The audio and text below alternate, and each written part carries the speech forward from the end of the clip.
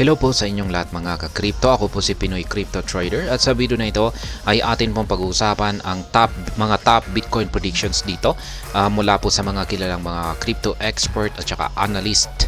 Yan, pagkatapos po ng Bitcoin halving event na yan po, naganap na po yan kanina. Kaya ayan, bago po tayo magpatuloy ay nais ko lamang po munang bigyang linaw ang aking disclaimer kung saan ang nilalaman po ng video na ito ay hindi po ito isang financial advice. For education and information purposes lamang po ang layunin nito. Maliban po dito ay nais ko na rin pong magbigay babala na wala pong kahit anumang group chat ang Pinoy Crypto Trader. Na-content po natin yung mga ilan sa mga predictions dito sa mga nakalipas na videos. Pero muli po nating balikan yung mga top predictions na ito. Ayan, para muli po nating alalahanin yung mga ito sapagkat yan na po, natapos na po ang naganap na po ang Bitcoin halving event kanina lamang po.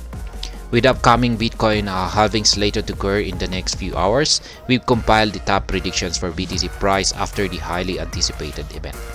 Ayan, nahuli po yung balita na ito. Yung balita na ito ay nailabas po may ilang oras pa bago maganap ang Bitcoin halving event. Pero yung talagang pag-uusapan naman po natin dito ay yung mga prediction ng mga kilalang crypto expert at saka analyst dito kay Bitcoin. Yan, kung ano yung kanilang kung ano yung posibleng aakyatin ni Bitcoin pagkatapos ng napakahalagang kaganapan na ito. Bitcoin historical price during halving. A popular crypto proponent, Rizzo, took to X to highlight Bitcoin's price during each halving event. Ayan, meron pong isang kilalang crypto proponent. Siya po ay si Ginoong Rizzo. At kanyang pong ibinahagi sa kanyang X account yung kanyang napansin dito sa presyo ni Bitcoin. Meron po kasi siyang naobserbahan dito kada pagsapit or kada nagkakaroon ng halving event. At ayan po siya, si Ginoong Rizzo. At ito po yung kanyang napansin dito. The Bitcoin price when each halving happen. Yan, ito raw yung nagiging resulta ng presyo ni Bitcoin sa kada nagkakaroon or nagaganap ang Bitcoin halving event. Ayan, adding a zero every time. Ibig pong sabihin ay nagdadagdag po siya ng isang digit sa kanyang presyo. Kaya yan, nung taong 2012 ay yung kanyang presyo ay $10. Noong 2016, dito po yung sunod na Bitcoin halving event. Yung 2012 ay ito po yung kauna-unahang Bitcoin halving event natin. At siya po ay nasa presyong $10. Noong taong 2016, ito po yung pangalawang Bitcoin halving event. Mapapansin po natin na nadagdagan siya ng isang digits. Naging 3 digits na po siya, $650. Ngayon, yung pangatlong Bitcoin halving event natin na naganap naman noong taong 2020 ay mapapansin po natin na nadagdagan naman ng isa ulit na digit. Naging 4 digits na po siya. At ngayon naman, taong 2024 ay yung presyo ni Bitcoin ay nasa 5 digits na. Kaya yan po yung naobserbahan ni Ginoong Rizzo dito. Sa kada pagsapit ng Bitcoin halving event ay nadadagdagan ng isang digits ang presyo ni Bitcoin. Top predictions for BTC after halving. Ayan, ito na po yung mga top predictions mula sa mga kilalang mga expert, ayan, mga analyst pagkatapos po ayan, kung ano yung magiging presyo ni Bitcoin pagkatapos ng ayan, after halving event. Interestingly, several market watchers and experts have projected that Bitcoin will follow the same pattern of previous halvings and embark on a jaw-dropping rally. Kaya yan, karamihan po ng mga market watchers at maging mga eksperto ay ang nakikita po nila na magiging performance or magiging price action nitong si Bitcoin pagkatapos po ng Bitcoin halving ay ito po ay maglalakbay sa isang patungo sa isang napakataas na presyo. Ayan, katulad din po, ayon po sa kanila ay katulad din po yung magiging performance ni Bitcoin ngayon ay ganun din yung kanyang ayan, parang uulitin niya po yung kanyang naging previous performance nitong mga nakaraang Bitcoin halving. Many of these experts project that Bitcoin could surge as high as $150,000 after the highly anticipated halving. Kaya ayan, marami daw po sa mga eksperto ang nakikita nila na si Bitcoin ay posible daw pong umangat na sa mataas na presyo at umabot ng $150,000. At yan po ay mangyayari pagkatapos ng halving event ngayon, kung saan ay nangyari na po kanina. Pero syempre, hindi naman po agad-agad yung impact nito. Yan, hindi naman ibig sabihin na pagkatapos ng Bitcoin halving event ay sasabog na kaagad siya sa presyong $150,000. Syempre, hindi naman po ibig sabihin na kinabukasan ay aakyatin niya na ito. Syempre, posibleng abutin po ito ng ilang buwan. This prediction is supported by experts such as Thomas Lee, Fundstrat Head of Research, Mark Yusko of Morgan Creek Capital Management, Standard Chartered, a leading financial institution, and Bernstein, a top asset manager. Ayan po yung mga kilalang mga eksperto dito sa larangan ng cryptocurrencies. Yan na sumasang-ayon po na si Bitcoin ay posibleng tumaas hanggang sa presyong $150,000. In particular, while Lee and Standard Chartered expect Bitcoin to hit the $150,000 price level by year-end. Kaya ayan, ang Lee at itong si Lee, si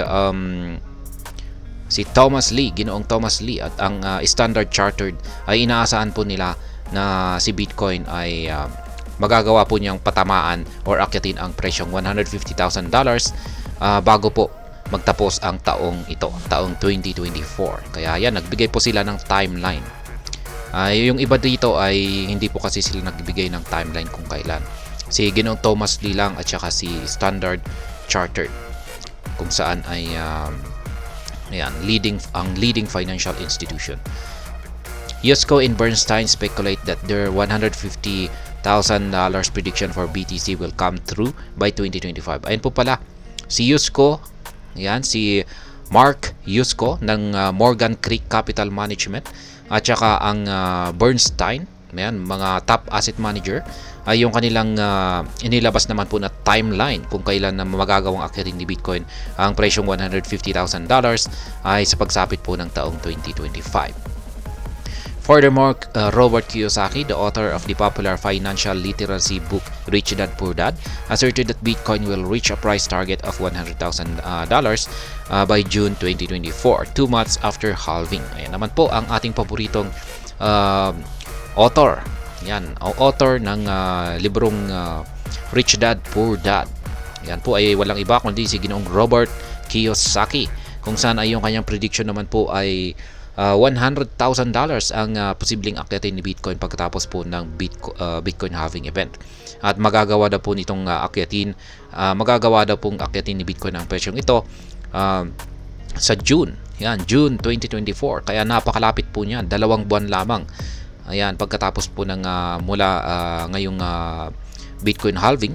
Ayan, kung kailan mula ngayong naganap ang Bitcoin halving ay ayan, 2 months lamang po, June 2024. Ayan, pero naobserban ko lang po kasi dito sa prediction ni Ginoong Robert Kiyosaki ay pabago-bago po yung kanyang mga prediction. Ina-update naman po niya. Ayan, kaya syempre, ang dahilan naman po kasi dyan ay may mga pumapasok o may mga nagaganap na mga kaganapan, mga fundamentals na mga pangyayari na syempre pwedeng magpabago sa mga predictions na ito. Katulad na lamang yung gera na yan, yung tension na yan. Hindi inaasahan ng lahat na magkakaroon ng tension sa Middle East. Yan, kung wala po siguro yan, ay syempre mananatili yung mga predictions na hindi nagbabago. Pero dahil dyan, ay mukhang may pagbabago sa mga predictions. Kasi may influence po yan, may epekto po yan. Kaya binabago po nila yung mga predictions nila. Ina-update na rin po nila. Last month, Michael Novogratz, the CEO of Galaxy Digital, believed Bitcoin will hit a target of $100,000 this year. Ayan, sumasang-ayon na rin po ang CEO ng Galaxy Digital na si Ginoong Michael Novogratz dito kay Ginoong Robert Kiyosaki sa kanyang prediction. Pareho po sila na ang kanilang price target ay ang $100,000. Pero hindi po niya binanggit kung kailang buwan. Ayan, kasi kay Ginoong Robert Kiyosaki ay sa buwan po ng June. Pero dito kay Ginoong Michael Novogratz ay basta sa loob ng taon na ito ay mahihit daw po ni Bitcoin ang presyong $100,000. Meanwhile, legendary trader Peter Brandt set an audacious target of $200,000 for Bitcoin in this season's bull cycle, expected to materialize after the halving event. Kaya ayan naman po ang legendary trader na si Ginoong Peter Brandt. Isa po siyang veterano. Matagal po siyang trader. Yan po talaga ang kanyang talagang profession. Nagtitrade po siya sa iba't ibang mga asset. Nagtitrade na rin po siya ng forex, stocks, kaya talagang veterano po siya at kaya tinuturing po siyang isang legendary na trader. At pagdating naman po sa kanyang prediction dito kay Bitcoin, pagkatapos ng halving event, ay aakyatin daw ni Bitcoin ang presyong $200,000. Yan, siya po yung may pinakamataas na prediction sa lahat ng mga kilalang mga expert at saka analyst na binanggit natin dito. Kaya ayan, ayon po kay Ginoong Peter Brandt ay magagawang akyatin ni Bitcoin ang presyong $200,000 na ito mismong ngayong bull cycle na ito. Kaya ayan, pagkatapos ng halving event ay dyan na po mag-uumpisa na akyatin daw ni Bitcoin ang presyong $200,000 na ito. Yan. Pero syempre unti-unti po niyan. Hindi naman po ibig sabihin na aakyatin niya lamang ito sa loob ng isang araw. Mag-uumpisa na po siyang akyatin ito. Yan ang ibig sabihin ni Ginoong Peter Brandt dito. Kaya yan pong muli ang mga top Bitcoin predictions mula sa mga kilalang top asset managers, at mga crypto expert, mga traders. Ayan, sa posibleng magiging presyo ni Bitcoin after ng halving event na ito, kung saan ay kanina lamang po ay naganap na. At hanggang dito na lamang po tayo sa video na ito. Sana po ay inyong nagustuhan ang aking paliwanag sa video na ito. Kung inyo po itong nagustuhan, pag-click lamang po ang like button nito. Para naman po sa mga bago lamang dito, kayo po ay aking inaanyayahan para mag-subscribe. Pag-click na rin po ang bell icon nito dahil ito po ang siya magsisilbing notification nito sa mga bago kong videos na akin pong ina-upload sa aking YouTube channel na ito. Marami pong salamat sa panunood. Ingat po tayo lagi at God bless po sa ating lahat.